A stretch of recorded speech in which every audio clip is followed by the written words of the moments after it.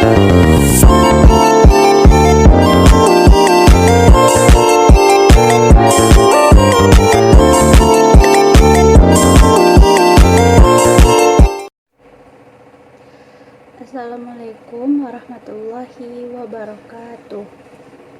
Perkenalkan, nama saya Putih Joana Wildan dengan NIM 2214040009 dari kelas Tadris Matematika A.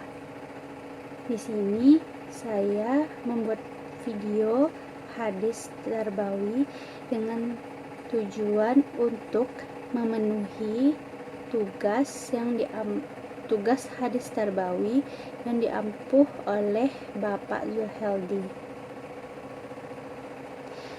Di sini saya akan membacakan dan menjelaskan hadis ke-6 mengenai kesederhanaan Rasulullah Shallallahu Alaihi Wasallam. Hadis ini diriwayatkan oleh Bukhari, Muslim, Ahmad, dan Darimi. Selanjutnya saya akan membacakan hadis ke-6 tentang kesederhanaan Rasulullah SAW beserta arti perkata dan juga penjelasan hadis tersebut. Hadisnya berbunyi,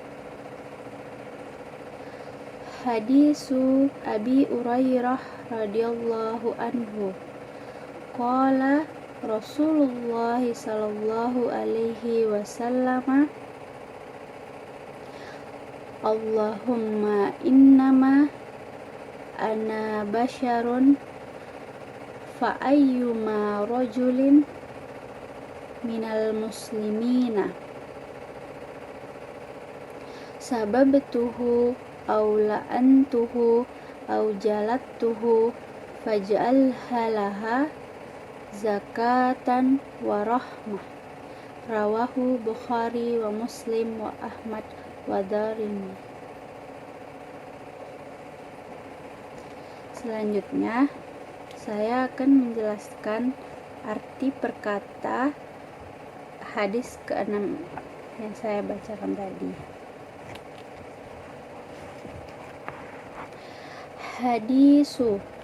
Hadis yang disampaikan Abi Hurairah radhiyallahu anhu. Abi Hurairah radhiyallahu anhu, semoga Allah meridhoinya. Qala, dia berkata. Jadi hadis yang disampaikan oleh Abu Hurairah, semoga Allah meridhoinya, dia berkata, Qala Rasulullahi, dia berkata, Rasulullah sallallahu alaihi wasallam telah bersabda, Rasulullah sallallahu alaihi wasallam, Allahumma, ya Allah, innama, hanya sanya, ana, saya atau aku, basyarun, manusia biasa, fa ayyuma, maka siapa saja, rojulin, orangnya atau laki-lakinya,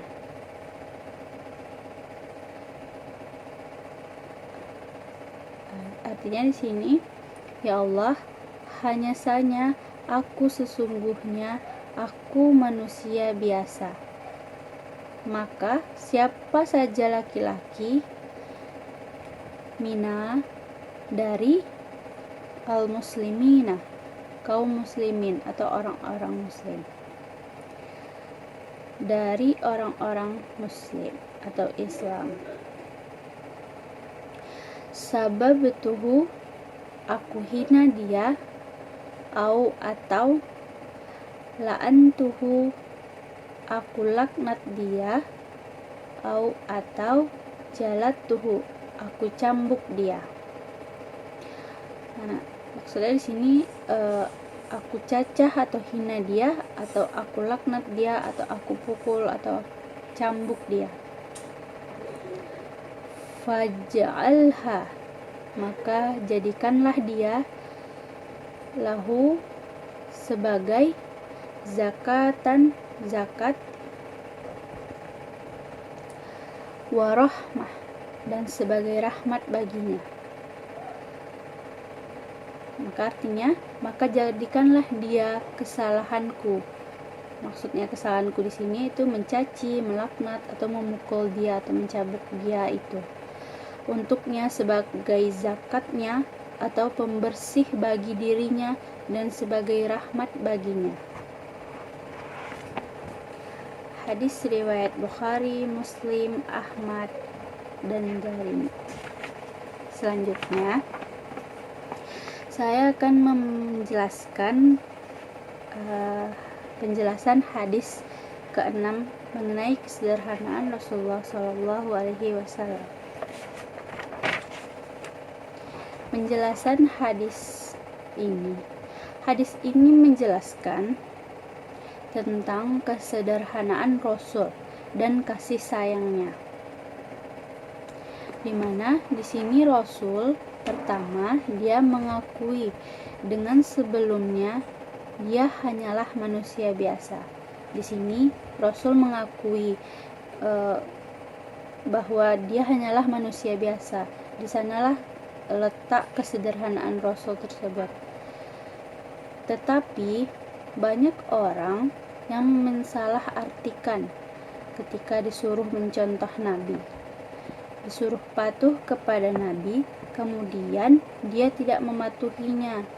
Nabi itu manusia yang diciptakan Allah dengan kelebihannya, tetapi Nabi juga manusia biasa yang mempunyai kelemahan.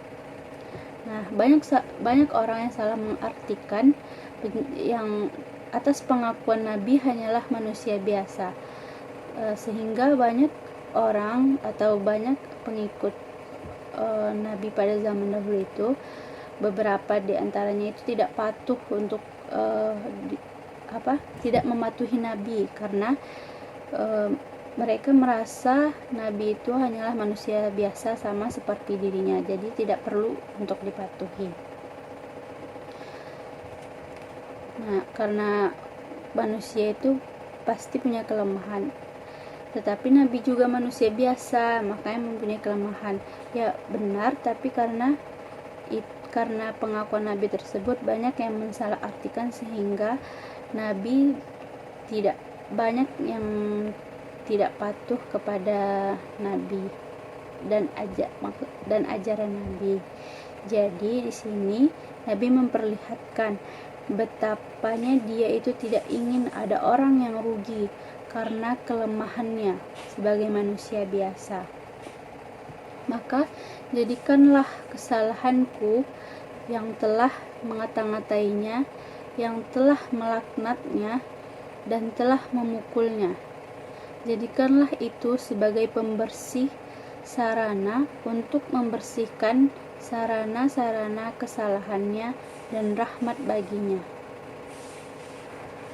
Nah, di sini Nabi memperlihatkan betapa dia ingin tidak ada orang yang menganggap rugi atas kelemahan kita sebagai manusia. Maka jadikanlah kesalahanku, kesalahannya Nabi katanya, dan yang telah mengata-ngatainya, yang telah melaknatnya dan telah memukulnya, yang telah melaknat, yang telah mencaci maki Nabi, yang telah mengata-ngatainya, yang telah memukulnya itu, karena jadikanlah itu sebagai pembersih sarana untuk membersihkan sarana-sarana kesalahannya dan rahmat baginya. Seperti contohnya Nabi yang diludahi oleh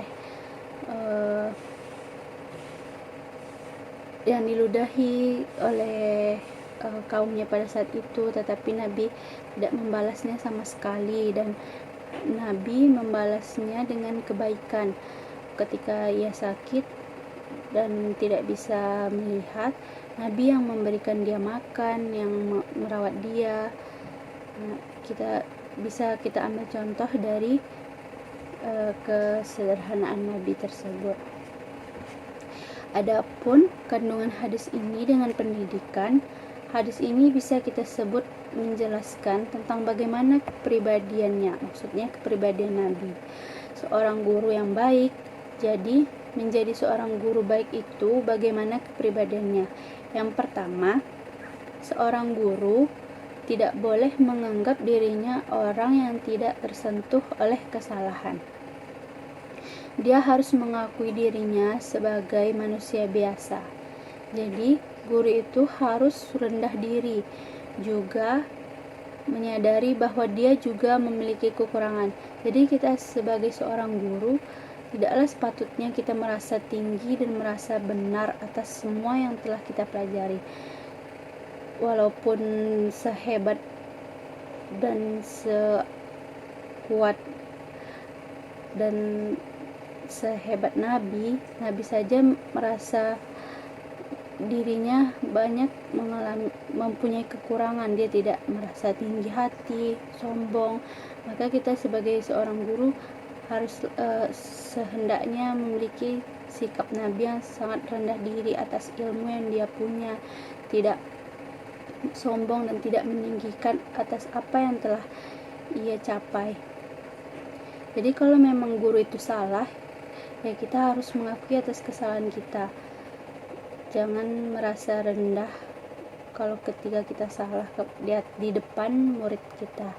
Yang kedua, hadis ini menjelaskan bahwasanya seorang guru itu harus berani mengakui kesalahannya dan resikonya. Kalau dia bersalah, berani minta maaf dan dia bersedia menanggung kesalahannya. Jadi guru itu punya posisi dengan ketentuan-ketentuan tertentu. Nah, sama dengan kelanjutan yang poin pertama tadi, kalau memang guru itu salah, kita tidak boleh merasa benar di hadapan murid. Jadi kalau memang salah, kita minta maaf kepada siapapun, kepada siswa kita ataupun kepada teman pengajaran kita. Kita tidak boleh egois atas diri kita sendiri. Jadi kalau memang salah, berani meminta maaf dan menanggung resiko yang telah kita perbuat. Yang ketiga, guru harus mengajar dengan ikhlas. Belajar itu ibadah dan belajar itu mendapatkan pahala. Belajar itu melanjutkan tugas Rasul dalam menyampaikan kebenaran. Seorang guru harus merata dirinya perpanjangan misi Rasul, sehingga demikian dia tidak mudah berputus asa karena Allah telah menyiapkan balasan yang tepat. Jadi kita sebagai seorang guru mengajarkan murid dengan sabar, dengan ikhlas, dan niatkan itu atas apa yang kita sampaikan, apa yang kita berikan kepada murid. Niatkan itu sebagai pahala yang akan kita dapatkan dari Allah, karena belajar itu merupakan ibadah dan belajar itu mendapatkan pahala. Jadi kita sebagai seorang guru ini sebagai kaki tangan melanjutkan perjuangan Nabi menyebarkan kebenaran. Jadi kita sebagai seorang guru juga harus menyebarkan kebaikan dan juga kebenaran kepada siswa dan lingkungan sekitar kita. Sekian penjelasan hadis yang dapat saya sampaikan, saya jelaskan. Apabila ada salah kata, saya mohon maaf. Saya kembalikan kesalahan milik saya, kesempurnaan hanyalah milik Tuhan. Saya sudahi, wabillahi taufiq wal hidayah. Wassalamualaikum warahmatullahi wabarakatuh.